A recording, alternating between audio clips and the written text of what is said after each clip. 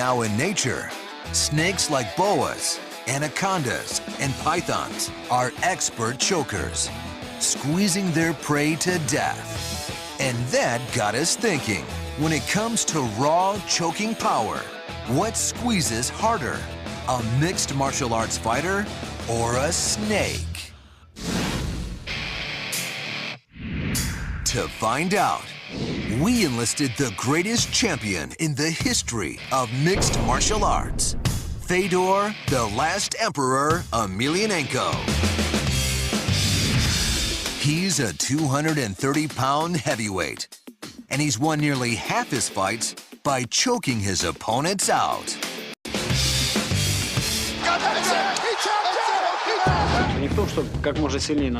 All people need to breathe. The trick is to intelligently cut the oxygen, to put them in a position where he can't do anything, and to wait until he literally goes to sleep. Fedor, you're known as the greatest chokeout master in MMA history. So what we want to do is to measure the amount of force that you could apply if you didn't have to worry about injuring an actual opponent. How do we have this dummy censored up?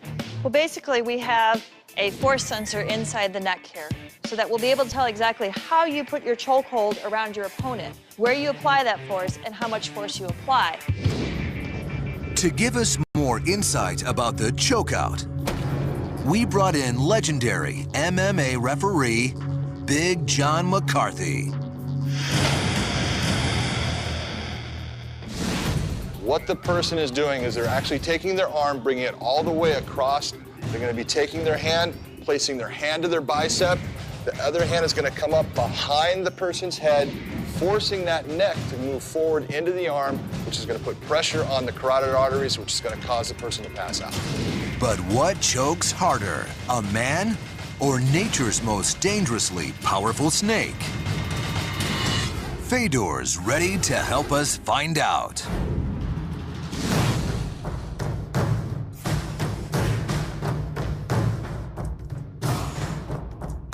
Cindy, you ready? Ready. Fedor, you ready? Yeah. Here we go. 3, 2, 1, go.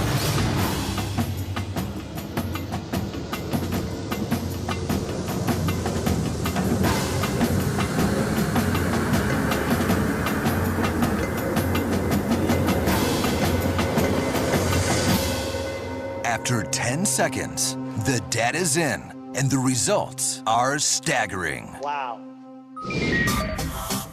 So when we're looking at Fedor's results from the chokehold on the dummy, in all total, he was at about 500 pounds of force. He kind of ramped up to that, and then he held it steady for the whole 10 seconds, which was really pretty amazing. 500 pounds of force. That's like being squeezed by an Alaskan brown bear for 10 seconds. In an MMA match, the ref stops the bout the instant a fighter taps out or goes unconscious. But were Fedor to continue choking with that 500 pounds of force on a real person, it could be deadly. Here's an inside look at Fedor's ultimate chokeout. As the arms cinch up, the choke closes the carotid artery, blocking blood flow to the brain. It takes only 150 pounds of pressure to crush the trachea. So Fedor's 500 pounds would be more than enough to devastate the windpipe. And in the worst-case scenario, if Fedor were to torque the rear of the neck, the strain could sever the spinal cord.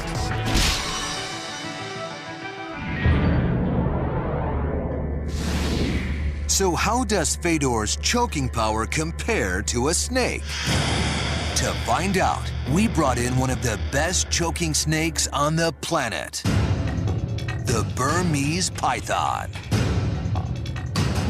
Pythons have been known to eat everything, from rodents and birds to livestock and even people.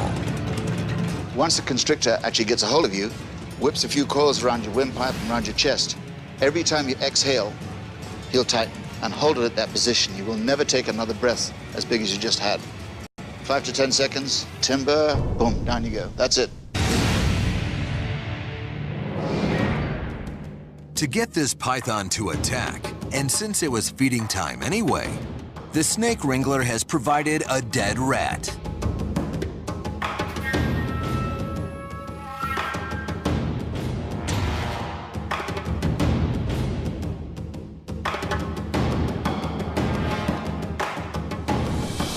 Grab a hold. Oh! Whoa! Whoa! Okay. Okay, put pressure on. Yeah, yep, it's fine. You getting pressure? Yeah. Oh my God, look at that. Okay. Wow. Look at how it's just tightening up. And you notice he's around both the throat and the carotid artery, so he's going to go out. Okay. It's done. I can't collect anymore anyway. Wow. That is